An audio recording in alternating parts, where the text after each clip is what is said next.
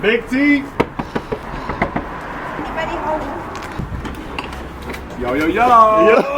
Hey, how you doing? Welcome to Leeds. Oh, so good to see you both. Heart to heart. Good to have you in the house. Heart to heart. Always. Dino, come in, bring it up. Mr. Kindling. Cut it, Daddy. Yeah, exactly. Show me what you're working with. There we go. There we are. That's it. My granddad gave me that axe. I used to chop wood with that hatchet when I was like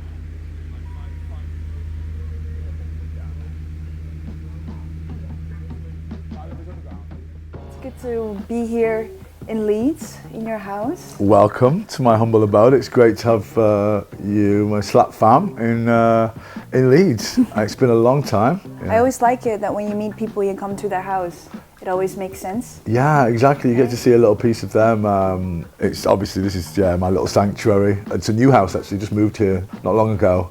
So still bits to do. It's still a little bit up in the air in certain places. Like my record room is a little bit of a bomb site, but it works for me. It's cool. And the studios. I've just moved out my studio, but I've just found a new space literally on this street here. Amazing. It's going to cost me £80 a month.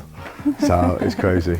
Yeah. New adventures. Yeah, exactly. New adventures, new chapters. Yeah. Did you grow up as a child here in Leeds? I don't think I've even grown up yet, to be fair. You know what I mean? I don't think I've actually got that far yet. But I was born in Doncaster, which is another town in Yorkshire. We're in Yorkshire at the moment, which is in the heart of England. Okay.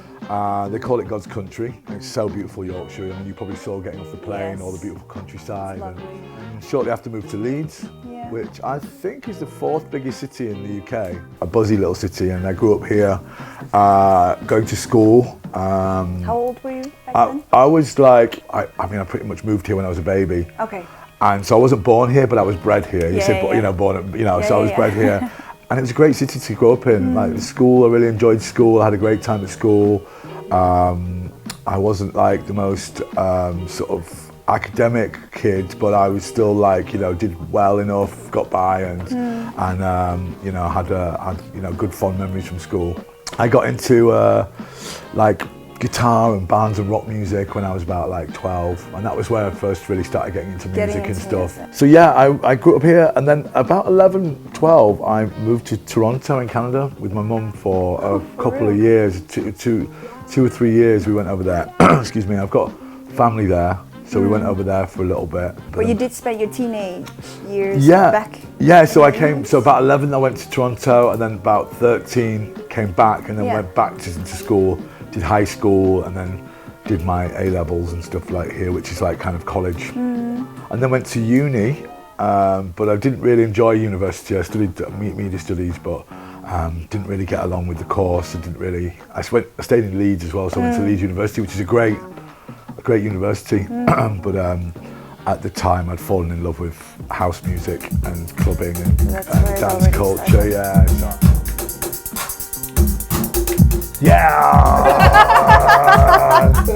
Exactly. I haven't had much time to be creative in the studio, but I've got a lot of stuff to finish, and I've been working on stuff. I've actually been working on some stuff for SlapFunk as well. I just wanted to ask, when can we expect an EP on SlapFam? Yeah, I mean, it's coming. I'm in my head. I've got one track which you guys have already signed, which I actually made specifically for Brett for SlapFunk. When I was channeling Brett when I was making it, and the boys liked it, so they've taken that one. So I'm gonna make another bomb for the other side, and then the idea is that we do like a special little 10-inch.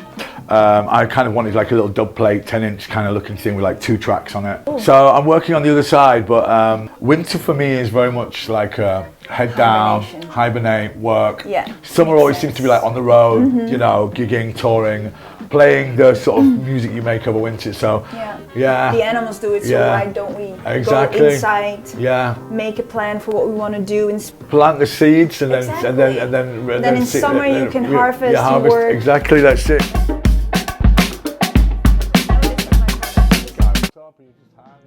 Yeah, Leeds had like one of the best clubs in the country called Back to Basics. And it also had another great club called Hard Times as well, which Yeah. specialising in like sort of US house, garage sort of sound. So this was pre-internet, 1993, 94, 95. So the only way you could really access the music was travel in the car, go to the club at the weekends, maybe get a mixtape off your older brother or sister or whatever, or go to the record shop, buy the records, or listen to things on the pirate radio stations on the Alright. radio. Yeah, I mean that's where my sort of romance started with house music, and I landed really quite lucky because one of the first clubs that I went to was Back to Basics.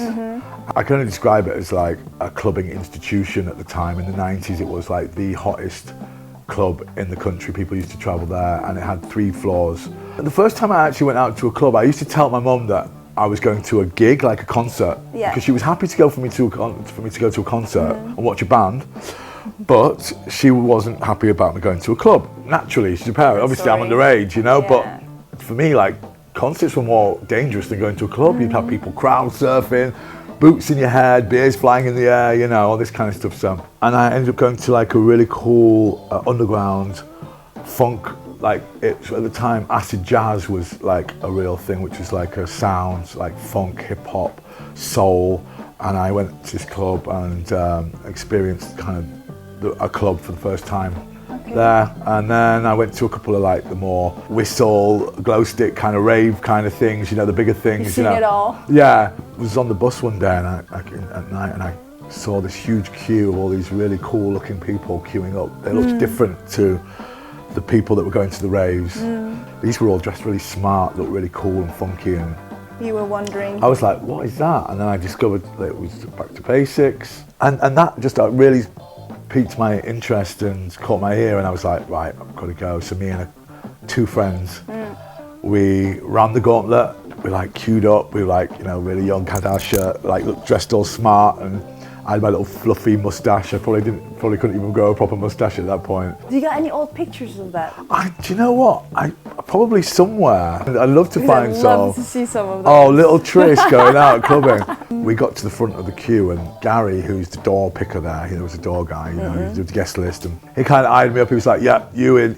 And then, but he said to my mate, he was like, no, you can't come in, sort of thing. But we were like, Sorry, mate. see ya, bye, you know. So we went in, and yeah, I never looked back since, really. That place was like, you know, a real training ground, learning ground. I found myself, I've discovered the music and myself, and you know, I used to just wish away the week just to get to the weekend, because I just used to look forward to it. Was a weekly party as well, so it was on every week, so you'd go every week, and it would be like a family thing. So is that where you can say you've like got to know yourself more from the outside? Because a lot of people might think that you are a very eccentric person, because you've got a very own style.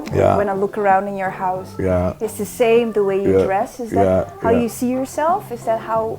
Growing up around the music and the scene and the people, it was very much about just kind of expressing yourself and being yourself. Artistic. I mean, dressing up when I was going out, that was a thing. In the old days, like you know, before that, it was more like free parties and raves, and you didn't really have a dress code. And the Back to Basics was all about sort of like dressing up, making a bit more of an effort. My father is in the fashion industry as well, so he's been manufacturing clothes pretty much most of his life for like probably 50 years. He's been making clothes, specialises in denim. So it was always around me, you know. So you grew up with it? I grew up around it, and my parents used to dress me immaculately. Like, I always had the really nice clothes. And my grandmother as well, like a really eccentric character. She's like a Joan Collins, like a real elegant, eloquent lady, you know.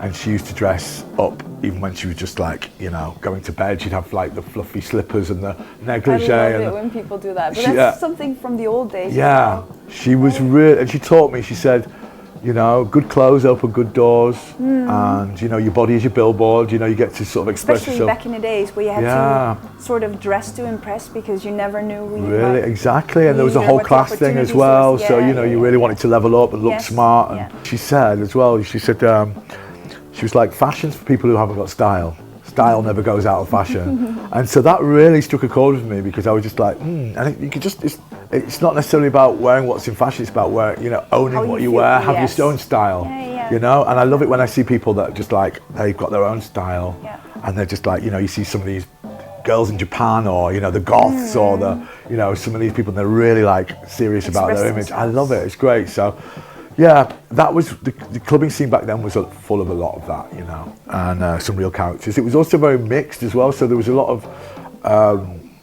gay, queer, and straight mixed together. You'd have like, you know, the queens dressed up, you know, mixing with everything. Now it seems a bit more like you go to like a gay or a queer club, and then you go to another club and it's a bit more straight, or you know, it's more heterosexual. It feels more separated. It does. It feels. Whereas then it was just, everybody was together. So do you have any great memorable stories that pops up to your mind right now that you'd love to share about? I mean, I was in the, you know, toilet and there was this like 7-foot queen next to me, and I was kind of like, you know, washing my hands. I was like, oh, I was like, hi, you know, what's your name? And she was like, well, tonight I'm Miss Chantel, like that. And I was just like, oh, hi, kind of thing, you know. I was like quite sort of, you know, overwhelmed New by it. world You know? was opening I up was like, for you. tonight I'm Miss Chantel, and I was like, oh, hi, Miss Chantel, you know, like this, and you know, then I got hit on in the toilet by this other guy and stuff, and you know, I was like, oh, my girlfriend's just waiting for me outside, and you know, it's all quite sort of overwhelming in that respect. But Pleasure Rooms, which was the club where I first went to Back to Basics, the DJ booth on the top floor, you had to go through a door where there was a bouncer, and then up a ladder and through like a little square hole, and then the DJ booth was there and it was overlooking the dance floor sort of thing. I was the kid that would like sneak past the bouncer, go up the ladder and sneak into the booth and just sit in the booth and watch, you know, Ralph Lawson playing on like 3 decks. You know, I can remember like, you know, vividly like sat there, like he was. So that really made an impression. That really hit me, like I was like, wow. And I never thought about being a DJ then. I was just like really just fascinated by it. And I got to see it, like the art form. It was all vinyl then as well. There was no CDJs or anything like that. So I was like watching somebody play 3 records at once, you know, mixing it seamlessly, and then watching the reaction of the crowd and seeing the kind of the dialogue between the booth and the dance floor and understanding that.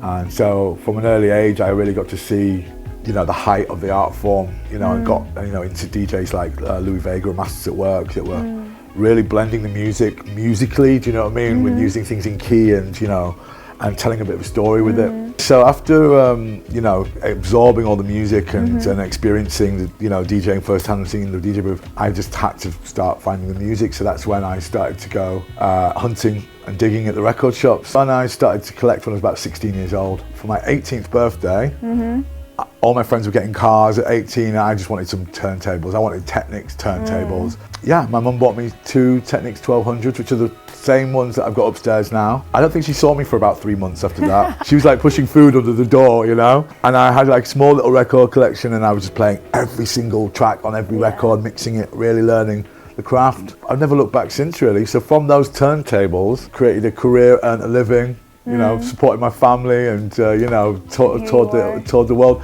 and met you guys, you know, all from those little record players upstairs. Let's have a peek into your record. Let's go up, let's go check it out. Segway. There's not much order to it here. I literally have had to move all my records from my studio, and it's like I'm in the mini store. I know, right? Well, this is only half the collection as well, right? So I've got like double this down in the basement. Like it's like I've got so much in the basement, and yeah, I'm just like trying to sort it all out. These are said turntables. These are the ones that are my first turntables, and they've done me well. Like you can see, they've got a nice bit of patina on there. They've been well used. I mean, I wish it was a little bit more organised for you and looking a little bit more sexy, but it wouldn't suit you. This is the reality of it. Yeah, exactly. Like if you're being artistic, this is just how it looks. You know, I like think it makes sense for you. Maybe it doesn't for us, but yeah, no. Well, the thing is, it's like if you've experienced moving 160 boxes of records, you know what I mean? Not really, like it's horrendous. It's horrible. And also, I bought the wrong boxes as well, so they're all the wrong shape, and they all fell apart. I mean, this is a new record, but it's a newish record, but. When I was going to Back to Basics, Prescription Records, Shay Damier and Ron Trent, Prescription Records was like the hottest label at the time, and it's just timeless house music. And this is a box set that they just recently, I think they reissued about maybe 3-4 years ago or something. Shay Damier actually recorded music with Ralph Lawson, who was a resident of Back to Basics, so he actually has history with Leeds as well, and they made some records together, and they still sound incredible. They sound amazing. So Prescription Records is very much a Back to Basics label that's at the foundation of the sound of Back to Basics. And how many records do you think you've got collected? Wow, I think 14, 15,000 records, something like that, and I've got rid of a lot. There's probably like a couple thousand that I probably want to get rid of. I have like a sort of slight order with things, like, you know, here's around like sort of disco and funk and soul and stuff, and then I've got like sort of electro. So it is a little bit organized. There is a little bit of method to the madness here, yeah. Is there still sometimes when you've been like cleaning up, you're digging into your records, that you find a record, you're like, oh, I love that. That's just why it's quite nice not having it all like in a filing system, you know, because I have these moments where I'm like, why am I always going to the record shop to find new records? I just have to go here and dig and I find new stuff, you know, that I don't even know, you know. Your first job was in a record shop? Yeah, it was actually. It was called Barking Records. I worked with Paul Wolford, who is a Special Request, who's obviously a huge artist now, and he gave me the chance to work in the shop while he went to the Miami Music Winter Conference. From me just spending so much time leaning on the counter, chatting about things, he knew that it was going to be a good hand. It was a good hand, so that was it. So that was my first job working in there, but yeah, I mean, should we go? Should we check it out? I'd love to. Okay, let's go. Well, as you can see, it's not here anymore. This was where it was. Why don't we go to my favourite record shop? Sounds good to instead, me. Yeah? Let's do it. Let's go. So here we are, we're at Tribe. This is my one of my favourite little digging spots. I come here most weeks to check out what the latest releases are. So let's go inside, let's go check it out. Let's go. Yo. Good to see you, man. Nice to see you, brother. Yeah. So unfortunately, we didn't get the chance to go to the record shop because it was gone. Yeah, it closed down, but this shop has been going as long as my record shops was. So this was open at the same time as my record shops. Okay, so can you tell me a little bit about the record shop that you started working at? Yeah, so the first one that I worked at was called Barking Records, and it was in the Corn Exchange. And then shortly after that, I set up, that closed down. And so I set up another shop called Play Music in the Corn Exchange, right next door to it. Okay. And that was in the early 2000s.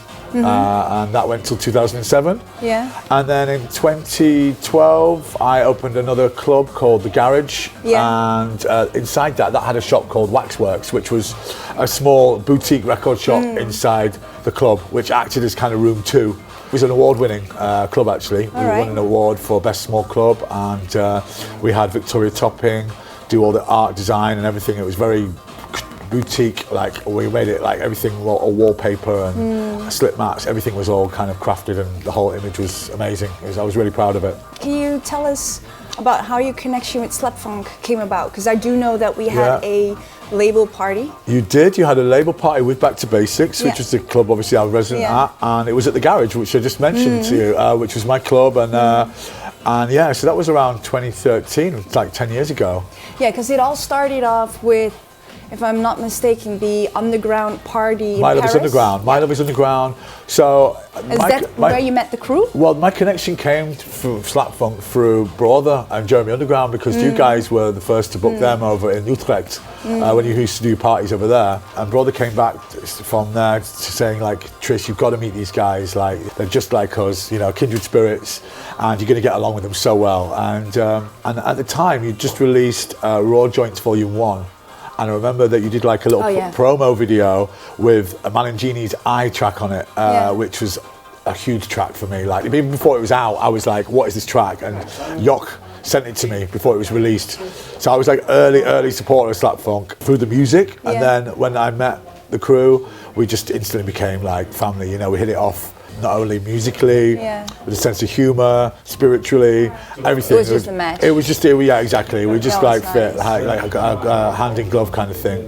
And then shortly after we started Dungeon Meat as well, and it was like kind of like Dungeon Meat and Slapfunk were like two hands on the same body, you know. We kind of represented the same ethos, the same sound, the same kind of, you know, and that's attitude. when you invited I the invited the SlapFam crew over. Yeah. Over to Leeds. Over to Leeds. It was obviously early doors for Slap Funk. You know, we were like really like introducing them. Not a lot of people really knew about them, but we were just like, obviously, we were really proud to present you guys, you know, because you were just so bad boy, you know, and it was great. It was a really good party. I can remember it really vividly. And what's your connection with Back to Basics then? Because I do know that it's the party that already exists for a very long time. They have their 31st anniversary. Yeah, well, it's not really going so much now, but like, as I was saying to you, when I first got into house music, I was going to Back to Basics religiously every week, and then I became a resident there in like the year 2000.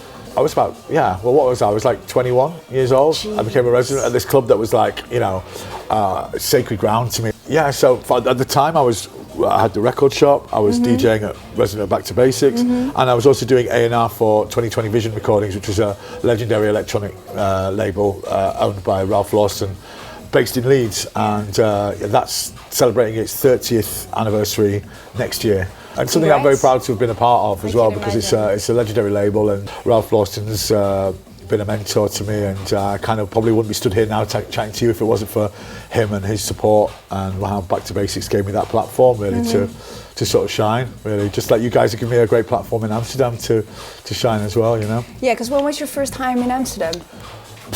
Gosh, I can't remember that. Like it was a Slap Funk, and tomorrow is now Kid party, and we did a club up. That was it, Bungo. That was it, exactly. Now I know, I remember. And that was the first time I came over, and I remember staying with Yoch as well at his dad's house, the Red Light District. And we just tore up ADE that weekend. It was great. It was really good fun. Regularly every year since then, and part of the family, and just become part of the furniture now.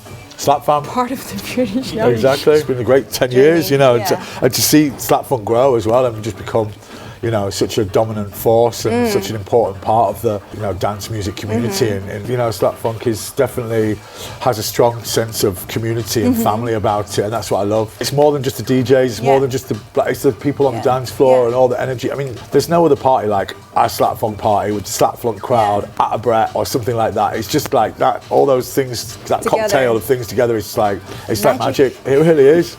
It sounds cheesy, but it really is something really special. So, you know, it's such an honour to be a part of it as well, you know.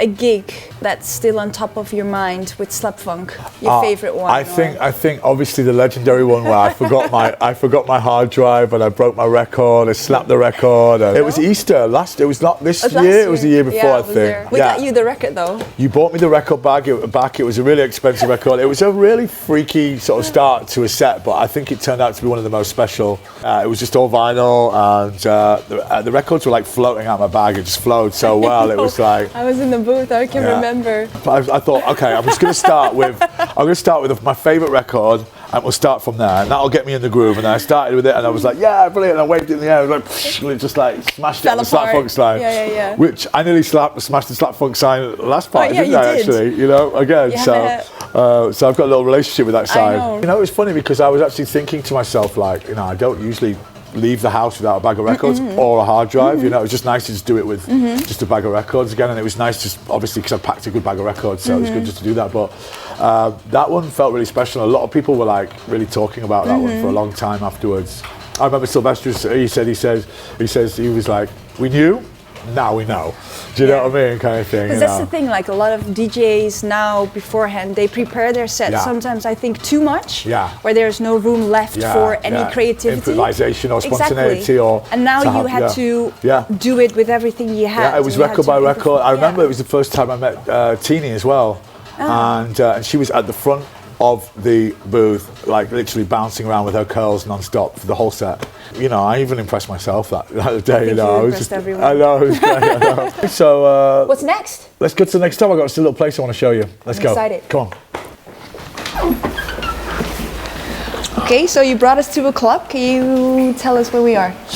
So this is currently called The Wire. But this was actually the first club that I ever played in, from bedroom to club. This was called Cafe Mex. First ever gig. This is the first ever like gig outside my bedroom that I played, and it's been quite an important club in the sort of, you know, tapestry of Leeds nightlife throughout the years, really. Wire's obviously been pushing, you know, the underground sounds and supporting the underground DJs and stuff for many years now. After that, after the Cafe Mex, it was called the Think Tank, and then it became the Wire. Does it bring back any memories? Yeah, I can remember how nervous I was, you know, coming out and playing my first gig. It was for a collective called Moving Beats. So big up Christy, big up Corby. Thanks for you know, believing in me back then. Yeah. They heard the mixtape. They were like, "We're going to put you on." I was like, "Wow," you know, because obviously I was in my bedroom constantly. I was 18, like, so it was, I got my decks, and then soon after you know, I got the chance to kind of play out. You know, I was already kind of collecting records from 16 and stuff, and I was already into it. So, you know, the transition from bedroom to club was quite quick for, you know, for somebody that age, but there wasn't many people here, you know. It was one of those ones. It was more of like a, you know, practice sort of gig, really. And gotta make your hours. yeah, this is it, exactly. This place is probably the hour number, you know, 10 of my 10,000 hours that I did, you know. So well, I've probably done more than that now, but yeah. So this is kind of where it all began for me, really, in terms of like nightclubs. Yeah, it was house. You know, it was house. It was totally house. Yeah, it was like early house, like garagey stuff and that sort of stuff. Yeah, it was. Yeah, it was like US housey sort of stuff, like the Masters at Work, the dubs and all that sort of stuff. Todd Terry and you know, the sort of Roger Sanchezy stuff, and you know, when they were ruling the roost, you know, the New York sound was like, you know, dope. You know, there's all the dubs and everything, the B-sides. There was a big queer party called Vague as well, which was massive, and there was lots of other like little sort of splinter parties as well, you know, as well as big raves as well. There's hardly anything now. Well, it's died a little bit, Leeds. I was saying to the guys since COVID. Leeds was the place, pretty much. Like, people used to travel all over the country to come to Leeds, to pretty much outside of London, yeah. We also know that you have an alias Freakenstein. Yeah, one of my other projects outside of Dungeon Meat, a project that I just kind of created so I could be a bit more of like an artist rather than just like a DJ, something that I could be a bit more of a performer, something that I could grow into like a band as well, something that I could, like, you know, have a live set. Like, I grew up around like, you know, artists that had like a bit of an image, like Prince and Grace Jones and David Bowie and George Clinton from Funkadelic and Michael Jackson, all this kind of stuff. They all had these images, and so I wanted to create something where I could be playful with my appearance and have an image and have kind of look like it sounded. So I kind of came up with Freakenstein, this like intergalactic ass assassin, sort of booty hunter, you know, sort of, which is like, you know, playing high energy, sort of 135 to 150 kind of BPM, like electro, techno breaks with like a whole UK flavour attitude to it and stuff. And it's just like music that just talks to your ass, basically. It talks to your booty. It's like body music. Yeah. You know, it's nasty and it's sexy and it's, you know, it's you. It's me. It's you. Yeah, exactly. It's me, just in a different side of me. And I thought, well, it's kind of a bit weird for me to create an alter ego and then just turn up in the same clothes and do this, you know, this whole new thing without creating like a whole fantasy around it. So Freakenstein was born, and yeah, it's been like a really well-received project. It's like I played to 10,000 people at Glastonbury this year on the Icon stage, and I really saw where I can take it. I used to do theatre and drama when I was young at school, so that all came into play, like on a massive stage playing to 10,000 people and performing. I had dancers on there with me and stuff, and I was interacting with the crowd, and it was really special. It was a real moment for me in my career. It was a real highlight for me, and I could really from there see where I can take the project. And like I said, I want to turn it into a band. I'm going to start my own party for Freakenstein called Freaky. I'm going to have a record label called Freaky as well, and it's going to be like the whole fantasy is going to grow bit by bit, you know. Do you feel different in the booth when you? I do. Like, people do say, like, when you put your freaky stuff on, you turn into him. Do you know what I mean? You put another jacket on. Yeah, the jacket, the glasses, and this little beret and stuff, and I just like slip into this kind of alter ego and this kind of character. And the name Dungeon Meat, it sounds like the music, you know, and so like the whole Freakenstein thing was again to create this this space where I could really indulge in this specific style and attitude and genre and aesthetic, and I love doing that with things, you know. I probably won't be the last project or alter ego that I do. Yeah. I always like coming up with concepts and ideas, and sometimes I'll come up with the idea before I've come up with the music, you know, the concept for the label, or, you know, that was what it was like with Dungeon Meat. And then I've got my other label, Hallucinate, as well, which I came up with the name of that first, and then I started that, and I've got another label which I'm starting as well, which I won't say too much about as well, but so I'm starting 2 new labels next year as well, one for Freakenstein, another one for just myself, so I do kind of a different style of house music, you know. So it's nice. It seems like you've got a lot of projects going on and things that you really want to explore into and see. Outside of SlapFunk, I'm not recording for anybody else apart from for myself. That's it. For my, I just want to do everything for me. And SlapFunk's the only other label that I feel comfortable giving my music to. And obviously one that I want to, you know, be a part of as well. You know, I want to be part of the SlapFunk story and the discography and stuff, you know, because it's so close to my heart. But I just like to come up with everything, the design, you know, be in control of it all, you know. Exactly. And the imagery, the logos, and work with people, work with a particular artist, like that's going to design it all and have a thread that sort of, you know, goes through. So I find all that sort of side of things really exciting. So that's why I like coming up with new projects, new ideas, because it makes sense, because that way you keep exploring yourself and you keep looking for different parts of yourself as well, and you challenge yourself in different areas, and it's nice to just dig a little bit deeper into it to see what's out there, because if you don't do that, you don't know what 100%. Else is there, right? And I don't start things like thinking like, oh, they have to last forever either. Like it can just be like a label, but it might be like 2-3 releases, and that's that. It's that, you know, I love it going on Discogs sometimes and like seeing one record, it's just like one record on the label and that was it. There's nothing else, you know. It's like that's my ambition, is to have like a Discogs with like lots of aliases, lots of labels, lots of things there, you know, like a lot different of my sides. Inspirations, like Todd Terry and people like that, you know, they had so many names and aliases. It's crazy. I'm still discovering them now, you know.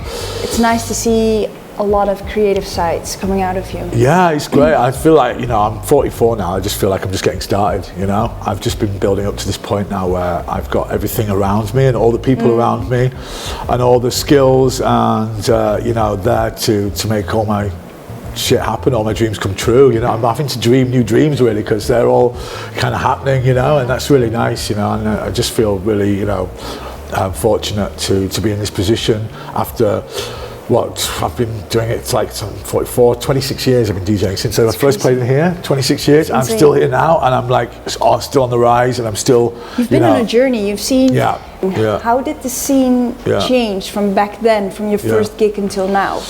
Because you've seen it all. Yeah, I have. I've been there sort of like from the early 90s, which is obviously pre-internet, you know, and so the scenes were like... So you think the internet has made a big impact? It has. It's made a big impact, but it's also kind of taken things away as well, because now people can just like, they don't have to go to a club to access the music, whereas back then the only way you could access it was pirate radio, the record shop buy the records, a mixtape from your, you know, from your older brother or sister, or going to the club, and you had to be of a certain age to get into the club at that point, you know. So, you know, it wasn't as easy to access the music, and so people used to travel. The parties used to be weekly. You used to travel. People used to travel. You used to get in the car. You used to have these little missions. You used to meet at the service. Be with all your friends. Service stations, you know, all that sort of stuff. True. And there just seemed to be like more of a scene in the sense of the parties were weekly, a lot of the time. So you'd see a lot of the same people. There was you know, but now things are kind of monthly, and it's technology's obviously changed as well. You know, that obviously always advances things. And, you know, obviously with podcasts and SoundCloud and all these different ways to access the music, which is really positive as well, because now you can really create yourself. There's lots of platforms out there to put yourself out there. To put yourself out there. You don't have to be signed to a label. You don't have to DJ in a club to get noticed now, you know. So it's really positive in that respect. But then it's made it really easy for everybody to access it now, for everybody to get the same records, or to, you know, so back then it was, you know, if you wanted to find the records, you really had to like dig and get that track ID. Or you wouldn't even know what the record was for like maybe 2 years, 3 years. We didn't have Shazam, did we? We didn't have Shazam, damn, you know? I mean, I've even Shazam myself, you know what I mean? I've been like, you know, I've been like, shit, what's this record on this mix that I've played? I like to Shazam myself, like, just to remind me, you know? So it's good in that respect, but it's great. I mean, the scene now is you know, is just as good as it was, I think, you know, globally. And, you know, you've got all these, all these different genres that have sprung up. You know, England has always been a really good source of creating new genres and new splinters of things, and taking a style and then kind of advancing it, making its own, you know. That's what we did with the garage music, that's what we did with the house, that's what we did with the jungle and the dubstep and all these, you know, various, you know, different forms of bass music and stuff, you know. It's great, and obviously the sound systems are killer now. There's amazing sound systems, you know, like compared to what they had back then. I mean, it was great, but it was much more raw, you know. And the atmosphere is great, and the music's brilliant. I'm still as excited about the music as I was when I was 18. You know, obviously back then the music quality was very, very high in terms of like the ratio of what was coming out, you know, because not every Tom, Dick and Harry had a computer and had a copy of Ableton. Now everybody can make a tune. It was harder to access and harder for people to kind of get into it, you know, but that kind of made it a little bit more special as well in a way, you know. That, I mean, like I say, I'm 26 years deep into this and I'm loving it more than ever, you know. It excites me just as much, and again, like I feel so excited to be riding the wind with SlapFam and, you know, with Brother and all my crews and everything, doing the Freakenstein thing, and it's just like, you know, it's just moving forward constantly. Got a bright future ahead. The future's so bright, I got to wear shades, you know. Jeez. So any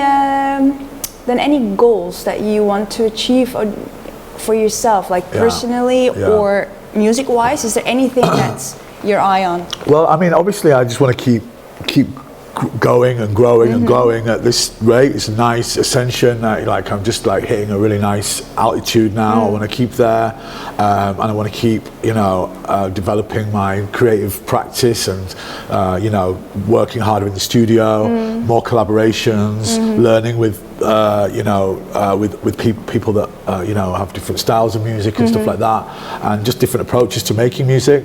I really, like I said, I really want to be in a band, you know, from early days playing guitar as a young boy, you know. I was in a band then.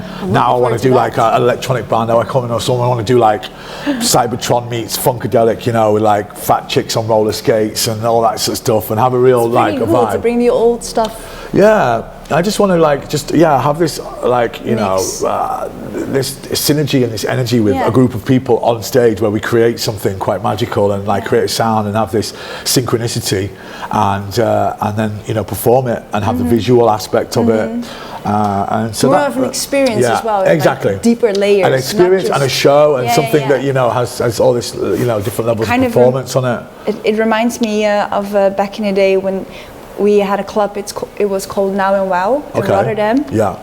You walked in there, it was more than just music. Like you said, it was really an experience. I want to bring dancing back a bit as well. So I want to start the freaky party, because I want people to actually move their bodies and like really dance. Yeah, because the thing is, what I remind of back in the day of those times is that people used to dance together. Yeah. But now everybody faces the DJ. Yeah, exactly. And that was, in my experience, it wasn't like that back in the day. It's exactly like, that's exactly it. And so I really want to bring that back, you know, and because I think that's how you that's how you transcend to a higher state, when you actually... All your different senses are being touched. Yeah, I mean, it goes from way back to like, you know, the early indigenous tribes, you know, doing these dances and these things, and hitting this trance, like transcendence, sort of like, you know, having this state of mind where, you know, that you can lock into the music, lose yourself and leave the planet, and you come away just feeling so good. Yeah. You know, and you understand the music a bit more as well, and you get into it. And I think a lot of people now, they go out to get out of it, not to get into it. You know, and I think that needs to switch a little bit. Yeah, 100%. So, and I think that's just you know, something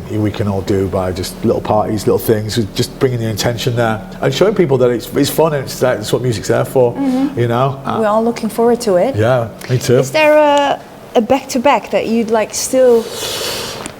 Wow, still like to I mean, the Senkum was brilliant when we spoke about that. Yeah. We made that one happen, was didn't nice. we? And Yeah, it was we great. did. It was great, and that's actually become a bit of a thing now. Like we've been booked a few times now. Oh, look at that. We've got a few coming up. Like people are actually booking us together now. Like after the Underground and after Brett especially. So we're playing in London next week together, doing Colour Factory, which is pretty much nearly sold out as well. And then we've been also booked in Italy and potentially at Zonfons in Barcelona as well. I think it was fire. So that became from Senk. Alfredo was saying that on the last interview, that had become a thing. So that's really sweet that seed kind of sprouted into that. Yeah. I mean, But to answer my question? Yeah, so to answer your question though, I think depending on I love Freakenstein to do like a back-to-back with, somebody like Stingray or Helena Houth, back-to-back with Ben UFO or something like that as well. I think that would really, really dope. Who else? Gosh. I just think all my friends are the best DJs, you know what I mean? All my closest mates, like Silvestro and everybody, Samuel Deep and stuff. I'm playing back to back with him tonight. It's going to be fire, every time we play it's just absolutely killer. So yeah, those are two that I'd love to do, I think they would really work. So we always have a little something special. A little something? A little something? Yeah, so this is yours. Oh. Guys, you shouldn't have. You didn't. You didn't. Oh, this is sweet. What we got here? Oh, wow. Oh, wow. This is gorgeous. I mean, wow. Tristan and incense, they go hand in hand. Oh, wow. This stuff is really gourmet as well. This is super nice, this stuff. Amazing. Look at this. Look. So beautiful. Thank you so much. I really, really appreciate that. So lovely. What's this? Oh, this is where you got it from, Indie Makers. Oh, you got it from the Coin Exchange. You just slipped off, didn't you, and got me a little present, didn't you? There, you little sneaky. I really appreciate that. I'm going to burn this tonight, and it's going to light up the air. Can't wait. It's going to lift the atmosphere, and we're going to send out some signals to our ancestors to say thank you for the dance and the music. And come here, bring it in for the real thing. It's been wonderful. We love you guys. Thank you. Hey. Come on, group hug, come on. Bring it in, group hug. Yay. Oh. Love you guys. Thank you. Cheers. Amazing. That's really sweet though, guys. Thank you. I really appreciate that. And cut.